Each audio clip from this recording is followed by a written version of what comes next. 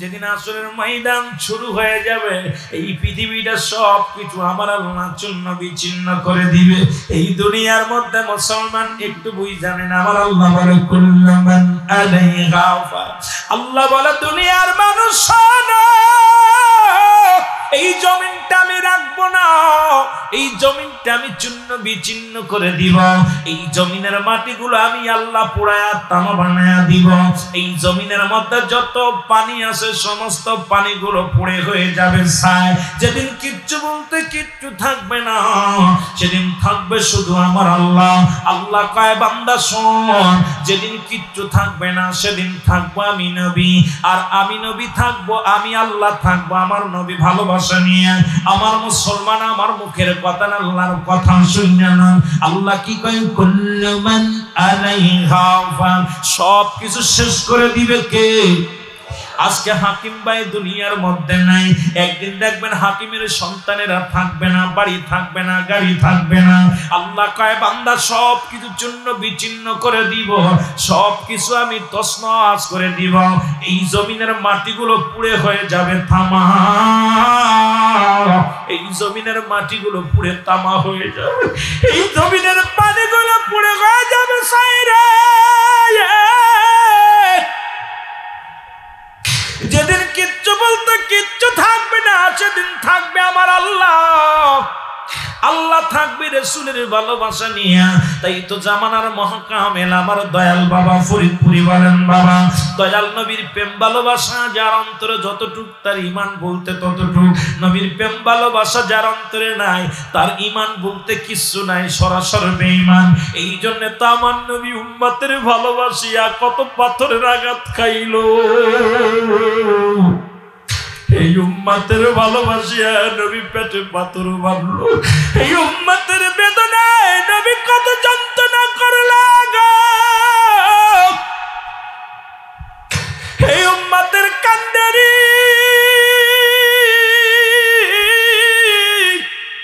দরদি নবী উম্মতের মায়া জীবনে পেটটি ভরে খানা খাইলেন না, উম্মতের মায়া জীবনে পরাণ ভরে ঘুমাইলেন না, শুধু কাঁদতে আর রব্বি হাবলি উম্মতি, আমার উম্মতের মাফ করে দাও আল্লাহ। ও মুসলমান শোনো, কে বা কার জন্য কান্দের দুনিয়ার মধ্যে? একমাত্র দরদি নবী উম্মতের মায়ায় কাঁদছে। সেই নবীর পক্ষে থাকার দরকার আছে কিনা?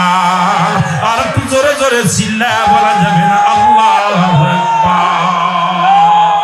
বলতেছিলাম নবী লাগবে, কবরে নবী লাগবে, মিজানে নবী লাগবে, ফুলসিরাতে নবী লাগবে, ইয়াউমুল কিয়ামতের ময়দানে। নবী বিনে কোনো বান্ধব নাই, নবী বিনে কোনো গতি নাই, নবী বিনে কোনো উপায় নাই, নবী বিনে কোনো দরদি নাই। সেই নবীজিকে পাওয়ার একমাত্র ঠিকানা মুসলমান শোনো। এই জামানার মহাকামেল খাজা ওয়াসিদুল্লাহ মাহবুব শরীফ ফরিদপুরি একটু তরিকাতের কথা না বললে নয়। অনেক জাকের ভাইয়েরা বসে আছেন মুসলমান। মেরকাত সরে মেরকাতের 10ম খণ্ড 722 নম্বর পৃষ্ঠা, তাফসীরুল বায়ান 5ম খণ্ড 524 নম্বর পৃষ্ঠা। আবার বলবে হুজুর কই পাইলেন? ভালো করে পৃষ্ঠা গুণ, ভালো করে গুনে নিও রে মুসলমান, শুনে নাও। আমার রাসূল বলে আলা সাবধান, ইন্নানি চালা ইন্নাউল্লাহ, আল্লাহর তরফ থেকে যারা ওলি হয় লা ইয়ামুত, তাদের মৃত্যু নাই। কিতাবের নাম মেরকাত সরে মেরকাতের 10ম খণ্ড 722 নম্বর পৃষ্ঠা। হেরাম যদি থাকে কিতাবটা মিলায় নাও মৌলভী সাহেব, কই কোন কিতাবের মধ্যে আছে একটু জানা দিয়ে যাও। এবার তাফসীরি কিতাব তাফসীরুল বায়ান 5ম খণ্ড 524 নম্বর পৃষ্ঠা। যদি হেরাম থাকে কিতাব মিলাও, ভালো করে জেনে নাও না মৌলভী সাহেব। ওই মসজিদে মেম্বারে বইয়া গিবাত ছেড়ে দাও, মসজিদে বইয়া সমালোচনা ছেড়ে দাও। আল্লাহর ওলিদের কথা আমার রাসূল বলে লা ইয়ামুত, আল্লাহর ওলিরা মৃত্যুবরণ করে না। আজকে জামানার মহাকামেল যুগশ্রেষ্ঠ ওলি খাজা বাবা শহীদুল্লাহ মা ফরিদপুরের কয়েকটা কথা আমি বলে যাই না মুসলমান। আজকে তারই মুরিদ ছিল আমার ভাই হাকিম ভাই। যখন মুসলমান বলতো ভাই রুহুল আমিন ভাই, মাঝে মাঝে ফোনে কথা হতো, আর বলতো ভাই আমার দুনিয়াতে কোনো ভয় নাই, দুনিয়ার মধ্যে আমি কোনো ভয় পাই না, কারণ আমি যখন বিপদে পড়ে যাই আমার মুর্শিদকে আমি দেখতে পাই। জোরে বলা যাবে না আল্লাহু আকবার। মৃত্যুর 5-6 দিন আগে ফোন দিল, ভাই আপনাকে বছর মাহফিল করা লাগবে, আমার আশা লাগবে। আমি কই ভাইজান আমি তো দেশেই যাই না, প্রায় 3 মাস হয়ে গেল, যেতেই তো পারি না, দেশেই যেতে পারি না, মাদ্রাসা করেছি খবর নিতে পারি না। কই ভাই আমি অত কিছু শুনি না, আমার বাড়ির মাহফিল করে দেওয়া লাগবে, আমি হক সাহেবরে পাঠাইয়া দিব আপনার বাসায়, শুধু আপনি আসবেন, আমি আপনার অনুরোধ করতেছি, আসতেই হবে। মুসলমান কে জানে কে চলে যাবে, কে থাকবে, আসার সিরিয়াল নাই, যাওয়ার সিরিয়াল নাই। পিতার লাজ্জে বাবার কাঁধ সন্তানের কাঁধে কত ভারী একমাত্র সন্তানগুলো জানে। যখন বাড়ির মধ্যে আসছি লালটু বুকের মধ্যে ধরিয়া চিৎকার মেরে কান্দে, বাইরে বাজান রে আজকে আব্বা জান শুয়ে আছে, কবর জগতে শুয়ে আছে। আর কোনদিন আমাদের আব্বা বলবে আমাদের সম্ভব আজান করে ডাক দিবে না, হাসিল বিদায় হয়ে গেছে। এ দুনিয়ার মুসলমান গভীর মনোযোগ, এই পৃথিবীর মধ্যে আসার একটা সিরিয়াল আছে, যার কোন সিরিয়াল নাই। সন্তানের কাঁধে পিতার লাশ, পিতার কাঁধে সন্তানের লাশ। আপনি বুঝতে পারছি না, কিন্তু তার 3টা সন্তান, কলিজার টুকরা সন্তানগুলো জানে বাবা হারানো বেদনা, মেয়েগুলো জানে বাবা হারানো বেদনা, স্ত্রী জানে স্বামী হারা বেদনা। আমি আপনি বুঝি না। হক সাহেবের ধরে চোখের পানি ছেড়াও মাও করে কাঁদে। ও মুসলমান শুনে নাও, ওই একটা কথা আমার মনে পড়ে গেল, আমি বলতেছিলাম ভাই কেবলাজান দয়া করে বলো, হুজুর কেবলাজান দয়া করছে বিলেই আমি বেঁচে আছি, আল্লাহ আমারে বাঁচায় রাখছে। আমার বিশ্বাস ওই মরণে আমার পীরকে পাবো, শয়নে আমার পীরকে পাবো। আমার বিশ্বাস যদি পীরকে না পাইতো, যদি আল্লাহ তাআলা তার উপর রাজি না হতো, এত সুন্দর মৃত্যু আজকে দুয়ার অনুষ্ঠান হতো না। কত টাকাওয়ালা বাড়িওয়ালা আছে, কিন্তু মানুষকে মেহমানদারি করে বাবা মায়ের জন্য দুয়ার আয়োজন কেউ করে না। বাবা মা মৃত্যুর পরে 7টা হক, আজকে দরকার ছিল 7টা হকের ওয়াজ। তার মধ্যে 1 নাম্বার হলো তাদের জন্য বাদান সবরেশানি করা, 2 নাম্বার তাদের জন্য মাগফিরাত কামনা করা, 7 নাম্বার হলো তাদের জন্য সদা সর্বদাই তাদের কবরটা জিয়ারত করা। কিন্তু পাশে শুয়ে আছে, আর কোনোদিন ফিরে আসবে না।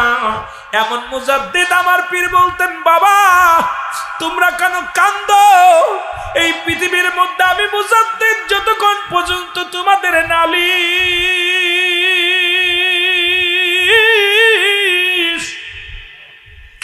আল্লাহর দরবারে পৌঁছায় দিতে না পারি,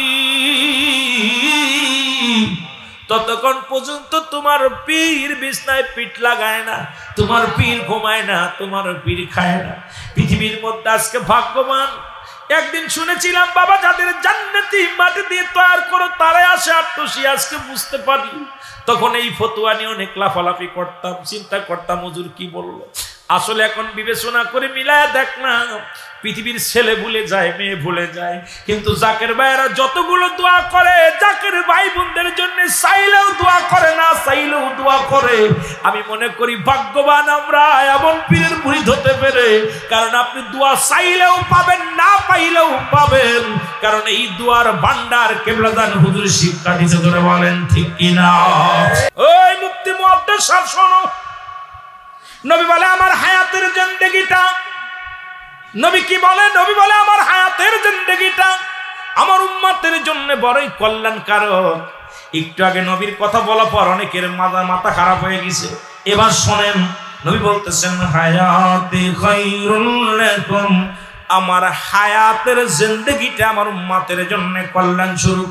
শরীয়ত, তরিকত, হাকিকত, মারিফাত, যেদিকে তাকান সেদিকেই নবী, যেদিকে তাকান সেদিকেই নবী। আমার নবী উম্মতিরা রে, আমি নবী তোমাদের সঙ্গে কথাবার্তা বলতে পেরেছি, তোমাদের মতো কথাবার্তা বলেছি, তোমাদের মতো সংসার করেছি। তাও মুসলমান শুনে নাও, ভালো করে শুনে নেন।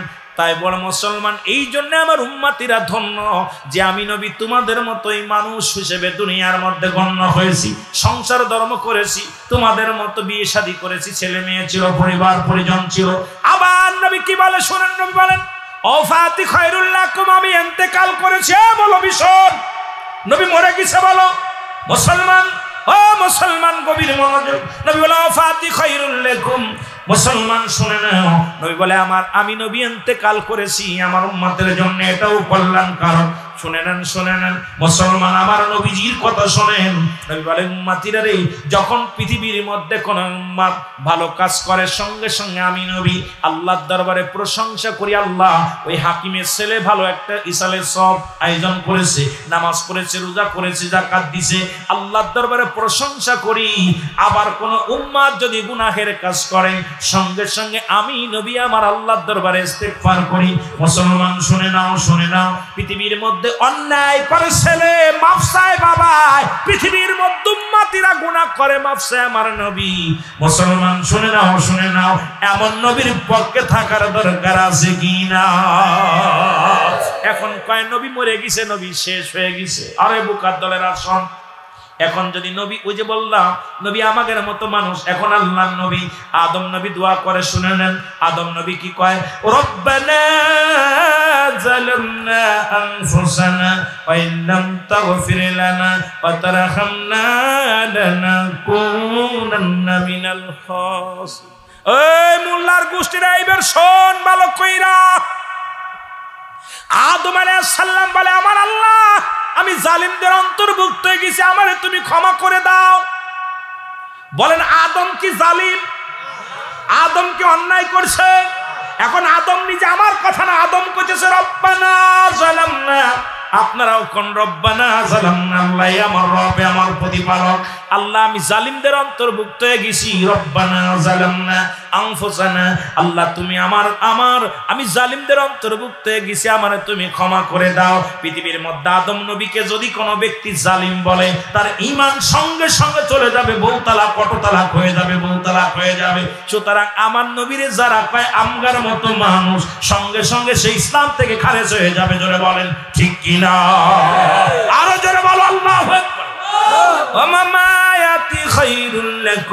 আমার নবী কয় উম্মতিরা রে, ভালো করে বুঝে নেন, আপনি হাদিস কোরআন থেকে ভালো করে বুঝবেন। নবী কয় কি বলে, নবী যে আমি দুনিয়া থেকে বিদায় হয়ে গেলাম, ভালো করে ব্যাখ্যা বিশ্লেষণ বুঝতে হবে। কারণ এই পৃথিবীর মধ্য থেকে যখন আমি বিদায় নিয়ে গেলাম, এটা আমার উম্মতের জন্য। সুবহানাল্লাহ বলেন।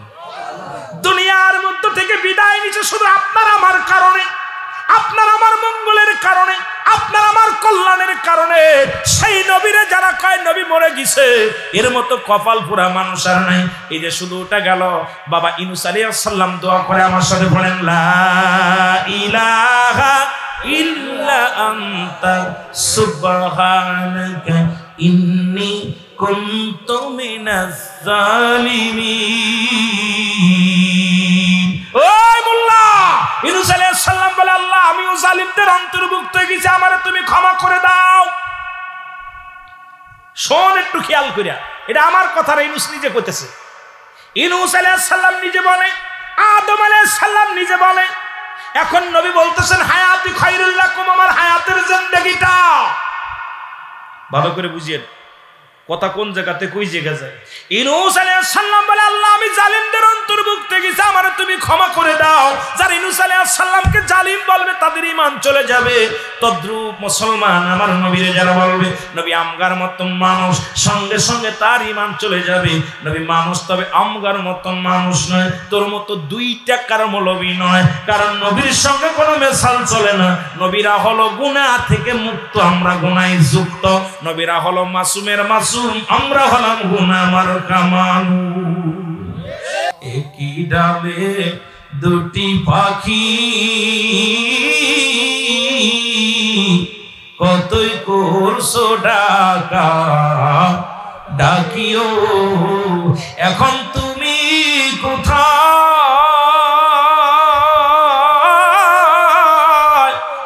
আমি কোথায়, কেউ তো কারু দেখি না জানা।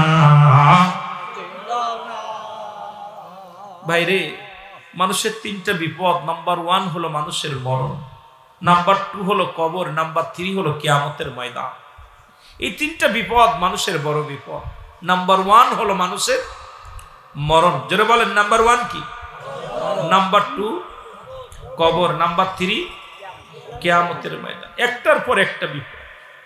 এই মরণের কথা বলতে যা মুফতি আমজাদ আলী সাহেব একটা কিতাব লেখলেন, কিতাবের নাম বাহারে শরিয়াত। এই কিতাবের মধ্যে লিখতে যায় বললেন, মানুষ যখন সাধারণ মৃত্যুবরণ করে, ভালো মৃত্যু ইমানদার যেটা মৃত্যুবরণ করে, একটা খামিরের মধ্যে আটা গুলাইয়া খামির বানাইয়া এর মধ্যে যদি একটা চুল পরে টান দিলে যেমন টের পায় না, চুলটা অনায়াসে বাইর হয়ে যায়, ইমানদারের মৃত্যুটা ঠিক এইরকম হয়। আর সাধারণ মৃত্যুটা বলতেছে যে 70টা তাজা উটের গায়ের চামড়া জবাই না করে উল্টো দিকে টান মারিয়া ছিঁড়ে লবণ আর মরিচ লাগায় দিলে যতটুকু যন্ত্রণা হয় এর চাইতে 70 গুণ যন্ত্রণা একটা সাধারণ মৃত্যু। সুতরাং বাজান রে, অনেকেই মরণকালে পায়খানা করে দেয়, অনেকেই মরণকালে প্রস্রাব করে দেয়, অনেকেই মরণকালে আপনার কি করে চোখ দুটো বড় বড় হয়ে যায়, অনেকের জিহ্বা বড় হয়ে যায়। তাদের মৃত্যুটা কত কঠিন হয়। আমার আব্বারা, আমার বুঝতে হবে সদা সর্বদাই, কার জন্য ঘুষ খান, কার জন্য সুদ খান, কার জন্য জিনা ব্যভিচার অন্যায় জুলুম এই যে করতেছেন, কি নিয়ে যাবেন কবরে? আমল যদি শূন্য হয়, আমল যদি শূন্য হয়, এসিতে কপাল পুরা মানুষ আর পৃথিবীতে থাকতে পারে না। জোরে বলেন ঠিক কি? আর একটু জোরে বলেন ঠিক কিনা? এই জন্য আপনাদের কাছে আমার করজোরে দাবি থাকবে, রাত হয়ে গেছে, করজোরে একটা দাবি থাকবে, আপনি যে পীরের মুরিদ হন না কেন, এক বিশেষ করে নামাজটা ধরতে হবে, শরীয়তের বিধান মেনে চলতে হবে। সমস্ত ইবাদত বন্দেগী কবুল হওয়ার পূর্ব শর্ত হলো হালাল খাবার। কিন্তু হারামের মধ্যে ডুইবা দাড়ি টুপি জুব্বা পাগড়ি সব লাগাইছেন, কিন্তু হারাম ব্যবসা করেন, সুদে ব্যবসা করেন, হারাম জিনিস ভক্ষণ করেন, মানুষকে ঠগান। 5 শ্রেণী মানুষের দোয়া আল্লাহর দরবারে কবুল হয় না।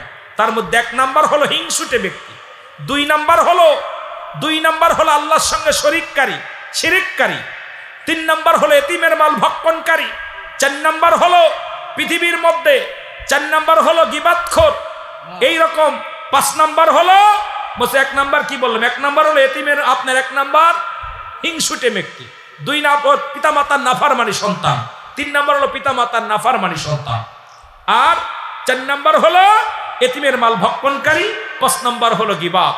এই যে 5 শ্রেণী মানুষের ফরিয়াদ আল্লাহর দরবারে কবুল হয় না। আজকে আমাদের দেশে গীবাত তো আছেই, পিতামাতার নাফরমান সন্তান, পিতামাতার অবাধ্য সন্তান, অধিকাংশ বাড়িতে আব্বা মার কথা সন্তান মানে না। আমার বাবারা, সেই সন্তানের অবাধ্য হইয়া, বাবা মার অবাধ্য হয়ে আপনি হজ করেন, কবুল হবে না। আপনি বাইতুল মাকারামের খতিব হন, আর ওই সৌদি আরবে যায় আপনি কপাল ঘষতে ঘষতে কপাল ছুঁড়ে ফেলেও লাভ হবে না। পিতামাতা আপনার উপরে সন্তুষ্ট থাকা লাগবে, যেটা বলেন ঠিক কিনা? এই জন্য আপনারা বাপ মার কাছে যাবেন, বাবা মায়ের কাছে যে দোয়া চাবেন। আমি আশ্চর্য হয়ে যাই যে লেখা আছে বাপ মা গাড়ির বাপ মার দোয়া, বাবা মায়ের দোয়া, বাড়ির মধ্যে লেখা আছে বাবা মার দোয়া, আপনার দোকানের মধ্যে লেখা আছে বাবা মার দোয়া, অথচ বাবা মার খাতে দেন। তাহলে আমাদের বোঝা উচিত যে বাপ মা দোয়া করলে গাড়ির মালিক হওয়া যায়, বাড়ির মালিক হওয়া যায়, আপনার সম্পদের মালিক হওয়া যায়। এটা বুঝে রাখা লাগবে, বাপ মা দোয়া করলে আল্লাহর জান্নাতও পাওয়া যায়। জোরে বলেন ঠিক কিনা? আর একটু জোরে বলেন ঠিক কিনা? এই জন্য আপনাদের কাছে আমার করজোরে দাবি, পিতামাতার অবাধ্য সন্তান হবেন না। পিতামাতা যদি আপনার উপর অসন্তুষ্ট থাকে, দুনিয়ার ইবাদত বরবাদ হয়ে যাবে। আপনি গোপনে যে আব্বা মার পা জড়ায় ধরবেন, রাতে অন্ধকারে আপনি পা জড়ায় ধরবেন। রাসূল বললেন, তোমরা কি কবুল হজের সব পাইতে চাও? সাহাবীরা বললেন, হুজুর এটা কে বানা চায়? নবীজি বললেন, তোমাদের বাড়িতে যাদের পিতামাতা জিন্দা আছে সালাম দিবা, আসসালামু আলাইকুম মা, আসসালামু আলাইকুম বাবা, তোমার আমল নামে একটা কবুল হজের সব লেখা হয়ে যাবে। সুবহানাল্লাহ বলেন না? এখন যদি বলি কয়জন সালাম দিচ্ছেন? প্রেমিকারে বারে বারে সালাম দেন। আরে প্রেমিকারে ঘরে আর আসসালামু আলাইকুম আসসালামু আলাইকুম দিতে সাহেব বেরে হয়, আরে বাবা গলা ব্যথা হয়ে যায়, গাল ব্যথা হয়ে যায়। কিন্তু আব্বা মারে সালাম দিলে, মা আসসালামু আলাইকুম আম্মু, আসসালামু আলাইকুম আব্বু, সঙ্গে সঙ্গে একটা কবুল হজের সব আপনার আমল নামে লেখা হয়। মারহাবা বলেন না? আরো জোরে বলেন। কিছু সাহাবীরা একটু নবীর আড়াল হয়ে গেলেন, কাঁদতেছে। নবীজি দেখে উঠে সাহাবীরা কান্দে। নবীজি বললেন, তোমরা কেন কান্দো? বলি, ইয়া রাসূলুল্লাহ, এই আমলটা যদি আগে পাইতাম, এই কথাটা যদি আমরা আগে জানতে পারতাম, আজকে আমাদের আব্বা 1 মাস নাই, 15 দিন নাই, 10 দিন নাই, 2 বছর মারা গেছে। হুজুর আগে যদি আমরা জানতে, কত সব অধিকারী হতাম, কত নেকি পাইতাম। সাহাবীরা প্রতিযোগিতা করতেন নেকির জন্য, কত নেকিকে অর্জন করতেন, আর আমরা কত সম্পদ জোগাড় করতে। নবী বলছে, বাল হুয়া কিলাব, এই দুনিয়াটা হলো পচা দুর্গন্ধ মরি। মানুষের চরিত্র হলো কুকুরের মতো, কুকুর যেমন মরি পাইলে খুশি হয়, সে যেমন উম্মতিরা সম্পদের জন্য খালি কামড়া কামড়ি করবে। ঠিক কিনা? ঠিক কিনা? আহা, দেখেন ইতিহাস, নবী যা বলে গেছে সব ইতিহাস এখন শুরু হয়েছে। এবার আমার নবীজি বলে, সাহাবীরা আমার মতো কি তোরা এতিম? আমার তো মা নাই, আমার তো বাবা নাই, আমার আল্লাহ হাবিবের কান্না সহ্য করতে পারে নাই। আমার আল্লাহ বলে জিবরিল দূরে যাও, আমার হাবিবের জানায়া দাও, যাদের আব্বা নাই মা নাই তাদের জন্য দোয়াটা শিখিয়ে দাও, রব্বিরহামহুমা কামা রব্বায়ানি সগীরা। সুবহানাল্লাহ বলেন, আর একটু জোরে সুবহানাল্লাহ। সুতরাং আব্বা মা অবাধ্যতা হবেন না, পিতামাতার নাফরমানি সন্তান হবেন না। আপনাদের কাছে অনুরোধ করি, আপনার আব্বা মার কদম, আব্বা মার সেবা করবেন, আব্বা মার সুস্থতা কামনা করবেন, পিতামাতার খোঁজ খবর নেবেন, পিতামাতার সাধ্য অনুযায়ী পিতামাতার সঙ্গে ভালো ব্যবহার করবেন। বাপ মা খাইতে চাই না, বাপ মার সঙ্গে আজকে আমি হাকিম ভাই সন্তানদের ভালোবাসা দিকে আশ্চর্য হয়ে গেছি। হাকিম ভাইও খুব ভালো মনের মানুষ ছিল। আমি যেহেতু ছাত্র জীবন থেকে এখানে আসছি, হয়তো মাঝে কয়েক বছর আসি নাই। এই চেচেখোলা আমাদের জালাল মিয়া চাচা আছে, এরপরে আমাদের চেচেখোলা আর এক চাচা ছিল। আহারে আমার আদরের মানুষগুলো হারিয়ে গেছে। আজ আমি অনেক কষ্টে আছি। অনেক যে মানুষগুলো আমাকে দেখলে দৌড়ে আসতো, তুই মেয়ের কথা বলতো, তুই কেমন আছিস, ভালো আছিস, এই রুল আমিন, এই যে দাবি নিয়ে কথা বলতো। একদিন আমার এরকম দাবি নিয়ে একজন কথা বলতেছে, ওই চেচেখোলার চাচা আমার সাথে এক মরান হয়েছে। আমার কয় রুল আমিন ওদুদ সিদ্দিকী সাহেব, আমার কয় তুমি একটা আলেম মানুষ, তোমার তুই মেয়ের কথা বলে। আমি কই দেখেন, তুই তো তাকে বলে যার উপর অধিকার বেশি। আমি তো আমার দাদু বলিও নাকি, তা আমি নাতি, আমার যখন তুই বলে আমার মজা লাগে, আপনি বললে মজা লাগে না। তেমনও মানুষ ছিল যারা আমাকে যখনই তুই মেয়ের কথা বলতো, নাম ধরে ডাকতো, আমি খুব মজা পেতাম। আমি সেই রুহলি আছি আপনাদের কাছে, আমি বড় হইনি, আমি আপনাদের সন্তান, আপনাদেরই আছি। হয়তো বাড়িতে মাগুরা আসতে পারি না আপনাদের দিকে, সারা বাংলাদেশ ঘুরে বেড়াতে হয়। সারা বাংলাদেশ আমি কন্ট্রোল করতে যেয়ে এখন আমি আমার এলাকায় প্রোগ্রাম করতে পারি না। তাও দুই এক স্মরণ করলে আমি আসি, স্মরণ করলে কাউকে আমি চেষ্টা করি আসার জন্য। এই আমাদের জালাল চাচা উনি বড় বড় মাহফিল দিত। আরে বাবারে বাবা, এলাকার দরবারে বড় বড় আলেম এনে ওনার এলাকায় প্রোগ্রাম দিত। আজকে আমার বলতেছে ছেলে অসুস্থ, অসুস্থ, আপনারা তরিকাতের অনেক কাজ ছেড়ে দিচ্ছেন। আপনারা যারা নামাজ পড়বেন না, এক নম্বরে তারা আটপাশে যাবেন না। এক নম্বর ওয়াজ হলো আমার, যারা নামাজ পড়েন না, একমাত্র কাফের এবং মুসলমানদের মধ্যে পার্থক্য হলো নামাজ। যারা নামাজ পড়েন না, দয়া করে তারা আটপাশে যাবেন না। কষ্ট পেলে আমার কিছু যায় আসে না। যারা শরীয়তের বিধান মানেন না, তারা আটপাশে যাবেন না। যারা পর্দার গড় খেলাপ মানেন না, তারা আটপাশে যাবেন না। যারা সুদ ঘুষ ছাড়তে পারেন না, তারা আটপাশে যাবেন না। যারা দুনিয়ার মধ্যে জিনা ব্যভিচার ছাড়তে পারেন না, আটপাশে যাবেন না। যারা জুলুম ব্যভিচার ছাড়তে পারেন না, আটপাশে যাবেন না। যারা মানুষের মিথ্যা হয়রানি করেন, মানুষকে কষ্ট দেন, তারা আটপাশে যাবেন না। কেন আপনার আটপাশি আর চর্মনা সারছে না, কোনো জায়গায় যেয়ে লাভ নাই। আগে নিজের সদ্দিটা নিজে শুধরান, নিজেকে নিজে চিনেন, নিজেকে শুধরায় নেন। অনুরোধ করবো বাপ মার খেদমত করবেন, আল্লাহ পাকের গোলামি করবেন। এখন আমরা যে দুরুদ শরীফ পড়েছি, কয় এই দুরুদ কোনো কিতাবে নাই, নাউজুবিল্লাহ বলেন না। কয় আল্লাহুম্মা, এই দুরুদে ইব্রাহিম আপনারা ছোট্টবেলা থেকে শুনতেছেন। আপনারা আজ থেকে 10 বছর 5 বছর আগায় যান, দুরুদ ইব্রাহিম নাম শুনেছেন? কথা কয় না কেন? তখন আল্লাহুম্মা সাল্লি আলা সাইয়্যিদিনা মাওলানা মুহাম্মদ, এ দাওবান্দার আলেম আসুনার কিতাব থেকে আজকে কিতাব দিব। কিন্তু আমাদের এখন আমি দুরুদ ইব্রাহিম নামে কোনো দুরুদই নাই। এই যে যা শুরু করছে, কোন কিতাবে পাইল? বড় দুঃখজনক। আমাদের দেশের ওলামা ইকরামদের কিছু কথা বলতে হয়, কয় এই কোনো কিতাবে দুরুদ শরীফ নাই, যে আমরা যে দুরুদ পড়ি এই দুরুদ নাই। নাসাই শরীফ প্রথম খণ্ড লিখে নেন, ভালো করে লিখে নেবেন যে আমাদের দুরুদ আছে নাকি। এই হ্যাডাম থাকলে, কিতাব থাকলে টাকা দিয়ে বই কিনবে, তারপরে এটা পড়বে। আমি পৃষ্ঠা নাম্বার বলবো, কিতাবের নাম বলবো, লাইন বলবো, তুমি না পাইলে আমার সঙ্গে এখন ওফেন বোঝাপড়া হবে। কারণ আমরা দুরুদ শরীফ বেঁচে আসি নাই। এখন যারা আমার দুরুদ শরীফ বাদ দিয়া কয়ে দুরুদ চলবে না, এটা চলবে না, ওটা চলবে, চলবে কোনটা? তোমারটা চলবে? তোমার কোন কিতাবে আছে আমাকে দেখাও। আমাদের দুরুদ শরীফ নাই। দুরুদ আছে নাসাই শরীফের মধ্যে প্রথম খণ্ড 145 নম্বর পৃষ্ঠা। কত নম্বর?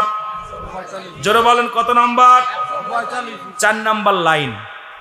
লাইনও বলতেছে, এই লাইনটা আমি আপনাদের পড়ার জন্য, বোঝানোর জন্য, পাশে কমি জামাতের ভাইরা থাকলে ভালো করে জেনে নেবেন। আমি ওয়াজ করবো, অনেক ওয়াজ করা লাগবে। শুধু কয়েকটা বিষয়ের উপরে আমাকে, যেহেতু এলাকার মধ্যে এই যেটার উপরে ফেতনা চলতেছে, আমি বিষয়ের উপরে কয়েকটা কথা বলে তারপর আমি মেন আলোচনায় চলে যাব। লাইন হতে কত লাইন? কথা বলেন এখন, আরো জোরে বলেন, কত লাইন? 4 লাইন। কিতাবের নাম কি? নাসাই শরীফ প্রথম খণ্ড। আমি খণ্ড নাম্বার কত? প্রথম খণ্ড 100। মূল কিতাব, বাংলা চটি মটি না, আবার মূল কিতাব। কিতাব থেকে বলতেছি, মূল কিতাব থেকে, এমন ওই চটি চটি কিতাব নাই, বাংলা কিতাব না। এই যেগুলো, এই কিতাবের মধ্যে 145 নাম্বার পৃষ্ঠা 4 লাইনের মধ্যে এই দুরূদ শরীফ আল্লাহুম্মা সাল্লি আলা সাইয়্যিদিনা মাওলানা মুহাম্মদ এই দুরূদ বলে নাই দেখাতে হবে আগে। এরপরে আপনার মুসলমান এই যে আমাদের ভিতরে আপনার আছে আশরাফ আলী থানভীর, আপনি জানেন, নাম শুনেছেন? কথা কন না কেন? যিনি বাংলা কিতাব লিখলেন কি বেহেশতে জয়, আল্লাহু আকবার বলেন না। ওনাদের কিতাব চরমুনার ওই গুরুর গুরু তার পীর সাহেব যারা চরমুনা করেন ভালো করে শুনে নেন। এই আশরাফ আলী থানভীরের একটা লেখা বেহেশতে জয়, এখানে 222 নম্বর পৃষ্ঠা। কত নম্বর? জোরে বলেন কত নম্বর? 222 নম্বর পৃষ্ঠায় রাসূল সাল্লাল্লাহু আলাইহি সাল্লামের উপরে মিলাদ শরীফ পড়া, পুরো মিলাদ শরীফ পড়া, দুরূদ শরীফ পড়া পুরো জায়েজ। জোরে বলেন না মারহাবা।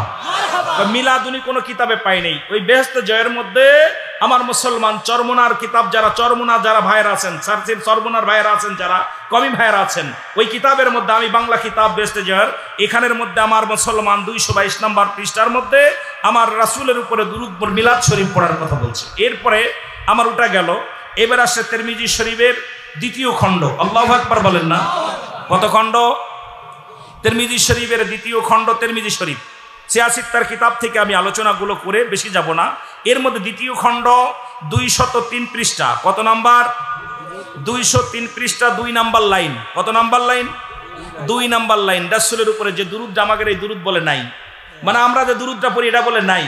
এরে নাই কোথায়? আমি যে পৃষ্ঠাগুলো বলবো, নাম্বার বলবো, না পাইলে বলবেন হুজুর এখন কিতাব নিয়ে আসবেন, লাইনগুলো বলতেছি লাইনগুলো পড়বেন, না পাইলে আমাকে বলবেন হুজুর এটা পাইনি, আপনি আমাকে দিয়ে ধরবেন। আল্লাহু আকবার বলেন। আর একটু জোরে বলেন আল্লাহু আকবার। আমার মুসলমান বাবারা, এরপরে একটা কিতাব, সেটা হলো আপনার ফতুয়ায়ে দেওবান, ওনাদের কিতাব। ইনি যে মাদ্রাসায় পড়ে আইছে ফতুয়ায়ে দেওবান, রাইটার হলো মুফতি শফিক আহমেদের লেখা। ফতুয়ায়ে দেওবানদের 2য় খণ্ড 24 নাম্বার পৃষ্ঠা, একদম উর্দু টু উর্দু, বাংলা কোনো কিতাব না, একদম উর্দু ফার্সি কিতাব যেগুলো। বালা করে শোনেন, উনি যেটা পড়ছে। এখন তো আপনাদের অধিকাংশ মানুষ মৌলবীরা অধিকাংশ ফার্সি পড়তে পারে না, উর্দু পড়তে পারে না। যে কিতাবটার মধ্যে ফতুয়ায়ে দেওবানদের মধ্যে লেখলো, রাইটার হলো মুফতি শফিক আহমেদের লেখা। এই কিতাবের মধ্যে মুফতি শফিক আহমেদ লেখলেন 24 নাম্বার পৃষ্ঠার মধ্যে রাসূলের উপরে দুরূদ ও সালাম পাঠ করা উত্তম মুস্তাহাব। জীবনে একবার পড়া ফরজ, একাধিকবার পড়া সুন্নাত, যতবার পড়বে মুস্তাহাব আমল হিসেবে গণ্য হবে। এখন কোন মায়ের পুত আছে, আমরা কি বলছি ফরজ? আমরা কি বলেছি এটা ফরজ? কিন্তু রাসূলের উপরে দুরূদ পড়া মুস্তাহাব আমল। এখন যাবে না, হারাম কোন দলিল যদি দেখাইতে পারে কাও, তাকে নগদ পুরস্কার দিব, ভয়ের কোনো কারণ নাই। এরপরে আমার আল্লাহ তাআলা নামাজ পড়ে না, রোজা রাখে না, হজ করে না। আল্লাহ একটা কাজ করে, আল্লাহ বলে ইন্না নিচিন্নাল্লাহ, আমি আল্লাহ ইউসাল্লুনা, আমি পড়েছি আলান নবী, আমার নবীর উপরে ইয়া আইয়ুহাল্লাযীনা আমানু, হে ঈমানদার বিশ্বাসীরা, সাল্লু আলাইহি ওয়া সাল্লিমু তাসলিমা, দুরূদ ও সালাম পাঠ করো আমার নবীর উপরে। জোরে জোরে মারহাবা বলেন না। এখানে যারা গ্রামার পড়তে পারেন, আমার মুফতি সাহেব আছে, একটা হলো তাসলিমান আর একটা হলো তাজিমান। একটা হলো সম্মানের সঙ্গে, তাসলিমান তাগিদ দিছে পড়ার জন্য, তাজিমান সম্মানের সঙ্গে। সুতরাং আমার নবীর উপরে দুরূদ ও সালাম পাঠ করবে, এটা জায়েজ, 1000 বার জায়েজ। জোরে বলা যাবে না মারহাবা? আর একটু জোরে বলেন মারহাবা। এখন উন্ডা বলে আমাদের দুরূদ নাই, কোনো কিতাবে নাই। কিতাবে দেখাইতে পারলে, আমাদের দেশে এক বড় মুফতি ওয়াজ করে খুব সুর দিয়া কইছে, কোনো কিতাবে থাকলে উনি পুরস্কার, ওই চলে আয় আমার কাছে, চলে আয়, আমরা দেখাইতে পারলে, জীবনে যদি দেখাইতে পারি তুমি কি দিবে? আর আমরা জীবন ভরে তোমার বাড়ি গোলামি খাটবো দেখাইতে পারলে। কিন্তু রাসূলের দুরূদকে নিয়ে ব্যঙ্গ করো, রাসূলের দুরূদকে নিয়ে কটূক্ত করো, আমরা মানতে পারবো না। জোরে বলেন ঠিক কিনা? আর একটু জোরে বলেন ঠিক কিনা? এবার আসতেছে মুনাজাত। মোনাজাতের বিষয় আমি ওটা আবার মিলাদের পর আবার যাব। মোনাজাতের বিষয় কয় বুখারীতে নাই। বুখারী শরীফ 2য় খণ্ড 937 নাম্বার পৃষ্ঠা। মোনাজাত করা জায়েজ আছে কি না, এখানে একাকার মোনাজাতের কথা বলতেছে। আমি আস্তে আস্তে যেতেছি যে ইমাম সাহেব সহ মোনাজাত করা, ফরজ নামাজ পড়ে মোনাজাত করা, জিয়ারত করা মোনাজাত করা আছে কি না, আগে আমাদের ফতোয়া জানতে হবে। বুখারীর কিতাব বুখারী শরীফ মুসলমান 2য় খণ্ড 937 নাম্বার পৃষ্ঠা 2 নাম্বার লাইন। কয় নাম্বার লাইন? মোনাজাতের কথা না থাকলে এখান থেকে কান ধরে চলে যাব। মোনাজাতের কথা, দোয়া করার কথা, দোয়ার কথা। এখন হাত উঠায় দোয়া করা যাবে কি যাবে না? ইমাম সাহেব নামাজ পড়ে দৌড় মারে, মোনাজাত করা যাবে না, কোনো কিতাবে নাই। কয় বুখারী ছাড়া মানি না, কোরআন ছাড়া মানি না। আমরা বুখারী দিয়া তোমাদের কিতাব দিয়া ঢেকে রাখবো। আল্লাহু আকবার বলেন না? আরো জোরে বলেন। বুখারী শরীফ 2য় খণ্ড 938 নম্বর পৃষ্ঠা। এখানে 23 নম্বর লাইন। কত নম্বর লাইন? 23 নম্বর লাইনে হাত উঠায় দোয়া করা জায়েজ। এখানে লেখা আছে, আমি 23 নম্বর লাইনটা পড়বেন, বাংলা কিতাব না, আরবি টু আরবি।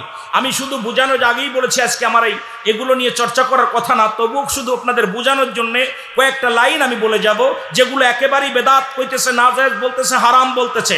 বাগার পাড়ার যদি এমন কোনো মায়ের পুত থাকেন, কিতাব খুলবেন, না পাইলে যে হাত উঠায় দোয়ার কথা। বুখারী শরীফ 2য় খণ্ড 937-38 নম্বর পৃষ্ঠার মধ্যে 23 নম্বর লাইনের মধ্যে মুসলমান হাত উঠায় দোয়া করার কথা। জোরে বলা যাবে না মারহাবা?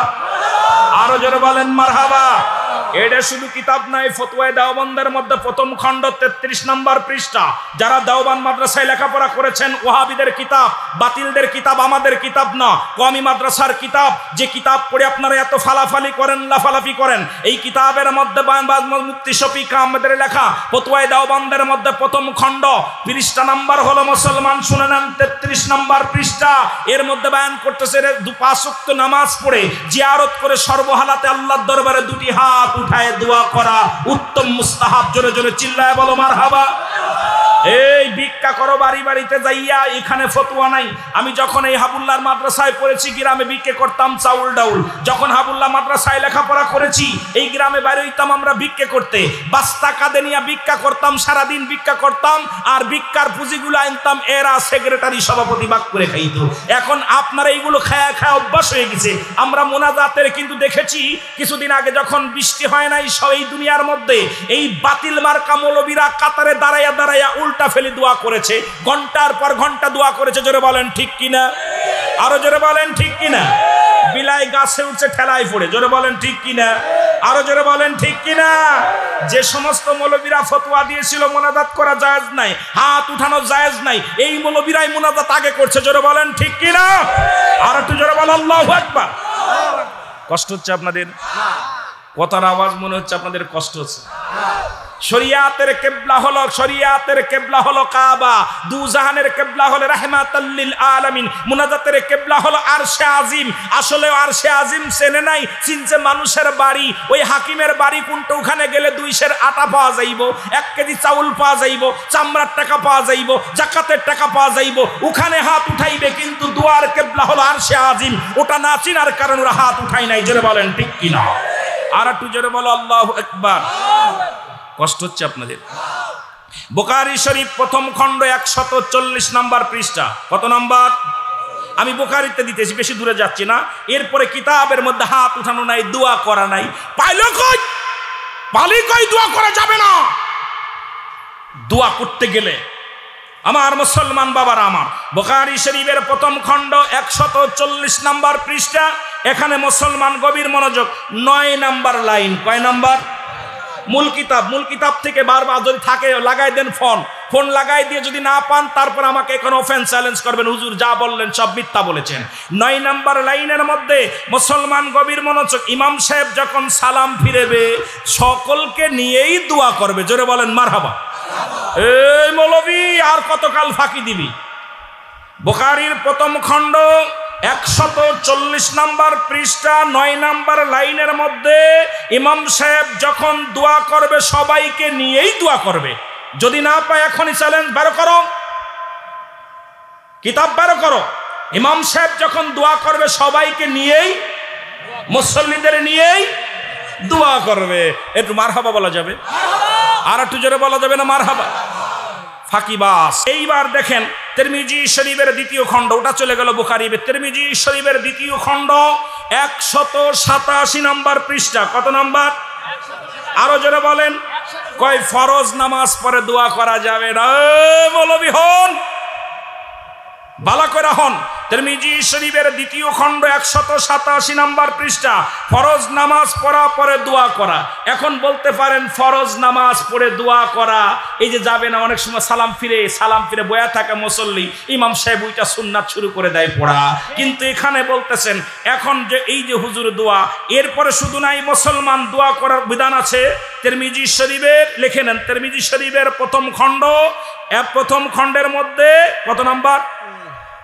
187 নম্বর পৃষ্ঠা, ফরজ নামাজের পর দোয়া করা। এরপরে তিরমিজি শরীফের প্রথম খণ্ড মাত্র 87 নম্বর পৃষ্ঠা। জোরে বলেন। 87 নম্বর পৃষ্ঠা। এখন নামাজ ফরজই হয়েছে 2 রাকাত করে, সুবহানাল্লাহ বলেন না। এখন বলতে পারেন 4 রাকাত করে দোয়া করা জায়েজ নাই। নামাজ প্রথমে ফরজ হয়েছে 2 রাকাত করে। কয় রাকাত করে? প্রথম 2 রাকাত করে। তারপরে মুসাফিরের জন্য তো এমনি 2 রাকাত, মুকিমের জন্য 4 রাকাত, সুবহানাল্লাহ বলেন না। তাহলে 2 রাকাত। এখানে আবার লেখা আছে 2 রাকাত। এখন কইতে পারেন হুজুর এত তো তিরমিজি শরীফে দেখলাম যে 2 রাকাত নামাজ পড়ে দোয়া করে। এই পণ্ডিত, কি পণ্ডিতগিরি করিস? কারণ নামাজ ফরজই হয়েছে প্রথম যুগে 2 রাকাত করে। জোরে বলা যাবে না মারহাবা? আরো জোরে বলা যাবে না মারহাবা? এই 2 রাকাত করে নামাজ ফরজ হয়েছে। এখন এমনিতে তুই আমরা মুসাফির যারা হই 2 রাকাত পড়ি, মুকিম যারা 4 রাকাত পড়ি। তো এখানে ফরজই হয়েছে 2 রাকাত করে। সুতরাং যখনই কোনো মানুষ নামাজ পড়বে, নামাজে দাঁড়াইয়া দোয়া করবে, বাদান মুসলমান ওই 2 রাকাত, 4 রাকাত, 3 রাকাত বিশিষ্ট নামাজ বাদে সবাই মিলে দোয়া করা। জোরে বলা যাবে না মারহাবা? আর একটু জোরে বলেন মারহাবা। আমার মুসলমান উড়া গেল। এইবার চলে আসেন আপনার অন্য কিতাবের বুখারীর প্রথম খণ্ড। মারহাবা বলেন না।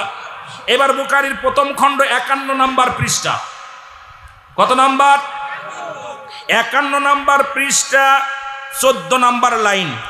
নামাজ ফরজ হয়েছে, নামাজ ফরজ হয়েছে। এইটা ভালো করে পড়বেন। এবার এইটা বুখারীর, এইটা আপনি যখন পাবেন ভালো করে বাজানে লিখে নেন। বুখারী শরীফ প্রথম খণ্ড 51 পৃষ্ঠা, মাত্র 51 পৃষ্ঠা। আপনার এখানে হচ্ছে 14 নম্বর লাইন। নামাজ ফরজই হয়েছে 2 রাকাত করে। আর ওই 2 যেটি একটু আগে বলে দিলাম যে মাসালাটা, এখানে বুখারীর প্রথম খণ্ডের মধ্যে 51 নম্বর পৃষ্ঠার মধ্যে মুসলমান পৃষ্ঠা নাম্বার মধ্যে 14 নম্বর লাইনটা আপনি পড়েন। এটা ভালো করে আরবি যে কিতাবটা আছে, আরবিতে কিতাব এই বুখারীর মূল কিতাব থেকে পড়ে আপনি তাফসীর করেন, ভালো করে তরজমাটা পড়েন। যেখানে নামাজটায় যে 2 রাকাত ফরজ হয়েছে এটা বিস্তারিত ওখানে ভালো করে বর্ণনা করে দিয়েছে। জোরে বলা যাবে না মারহাবা? আরো জোরে বলেন মারহাবা। আমার ভাইয়েরা, আমার বন্ধুরা, আমার এই অসংখ্য কিতাব মুনাজাতের জন্য, এখানে প্রায় 100-র উপরে দোয়ার জন্য দোয়া করা, নামাজ পড়ে দোয়া করা। এরপরে আপনার করে ওই নামাজ পড়ে জিয়ারত করে সর্বআলাতে দোয়ার বিষয় প্রায় 100 কিতাব। আমি 100 মাসালা দিতে পারবো, কিন্তু আজকে কিতাবটা ঢেকে রাখবো। আপনারা ওই আপনার গুরু যেটা পড়াইছে এইগুলো নিয়ে আপনারা ব্যস্ত আছেন। আমার দাদু ভাইয়েরা, আমরা আস্তে আস্তে যাব, কয়েকটা দিলাম। এরপরে আমি ধীরে ধীরে আরো যতগুলো লাগবে ইনশাআল্লাহ আস্তে আস্তে আমরা দিব। আল্লাহ পাক দয়া করুক, জোরে বলুন আমিন। এবার যে হিন্দু আট্টসি যায় সূরা মুসলমান শুনে নেন। সূরা আপনার ভালো করে আপনার যে এই হিন্দু যাবে কি যাবে না, হিন্দুরা যায় কেন, এটার ভিতরে আমি কোরআন থেকে দলিল দিয়ে চলে যাব। আমার মুসলমান আস্তে আস্তে আমরা আলোচনায় ঢুকি। একটু মহব্বতের সঙ্গে দুরূদ শরীফ পড়েন। আল্লাহুম্মা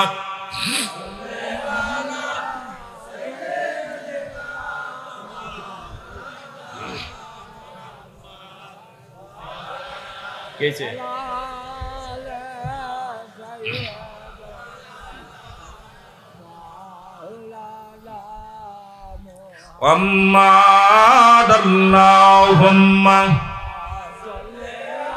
এবার আরেকটা কথা আমার বাদ রয়েছে।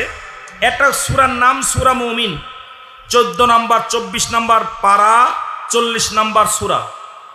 এই সূরাটা দিয়ে আবার কোরআন থেকে এটা বলে যায়। তারপরে আমি আলোচনা ওই দোয়ার বিষয় হলো সূরা মুমিনের 24 নম্বর পারা নাম্বার কত? 24 নম্বর পারা 40 নম্বর সূরা, 40 নম্বর সূরা, 60 নম্বর আয়াত। কত নম্বর? 60 নম্বর। এইটা তো পাইবেন ভালো, কোরআন শরীফ সবার কাছে আছেন, ভালো করে দেখেন। এখানে আল্লাহ তাআলা কি বলতেছে? আল্লাহ বলতেছেন, এই আয়াতের তরজমা বলতেছেন, তোমরা আমার কাছে চাও আমি দিব, আমার কাছে অ্যাপ্লাই করো আমি রিপ্লাই দিব। সুবহানাল্লাহ বলেন না। অ্যাপ্লাই করো কার কাছে? আর রিপ্লাই দেবে কে? আল্লাহ। এখন বান্দার কাছে চাইলে খুব পাওয়া যায়, আল্লাহর কাছে চাইলে পাওয়া যায় না।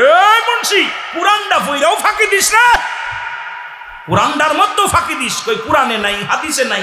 দোয়া করবে, আল্লাহ কইছে আমার কাছে অ্যাপ্লাই করো আমি রিপ্লাই দিব, আমার কাছে চাও আমি দিব। সবকিছু দিবার মালিক কে? আর একটু জোরে বলো কে? ভণ্ডামি জীবন অনেক করেছো, বন্ধ করো। আল্লাহর কাছে চাও, নিশি রাত্রে নামাজ শেষ করে আল্লাহর কাছে চাও, চোখের পানি ছেড়ে, আল্লাহ আমার দয়া করো। সমস্ত ডাক্তারের ডাক্তার, সবচেয়ে সব কিছুর মালিক কে? সন্দেহ আছে? কথা কয় না? সন্দেহ আছে? একটু মহব্বতের সঙ্গে দুরূদ শরীফ পড়েন আল্লাহুম্মা